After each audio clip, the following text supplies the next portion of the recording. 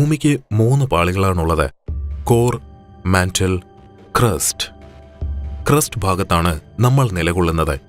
എന്നാൽ ഈ ക്രസ്റ്റിന് താഴെയുള്ള ഭാഗങ്ങൾ ഒരൊറ്റ നിലയിലുള്ള സോളിഡായുള്ള ലാൻഡ് അല്ല. അവയെ ടെക്ടോണിക് പ്ലേറ്റ്സ് എന്നാണ് പറയുക.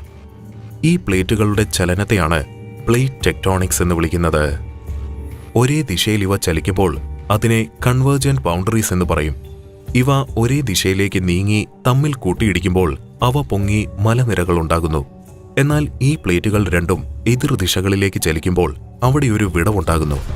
മിഡ് അറ്റ്ലാന്റിക് റിഡ്ജ് ഈ വിടവിനെ തുടർന്നുണ്ടായതാണ്. മൂന്നാമത്തെ ചലനത്തെ ട്രാൻസ്ഫോം ബൗണ്ടറീസ് എന്ന് പറയും. അതായത് ഒരു പ്ലേറ്റ് മുകളിലേക്കും അടുത്തത് താഴേക്കും പോകുന്ന പ്രക്രിയ. ഇതേ തുടർന്നാണ് എർത്ത്ക്വേക്സ് ഉണ്ടാകാറുള്ളത്. പക്ഷേ ഗവേഷകർ ഇപ്പോഴും ഈ ചലനത്തിന്റെ ഉത്ഭവത്തെ കൂടുതലായി അറിയുവാൻ ശ്രമിക്കുകയാണ്.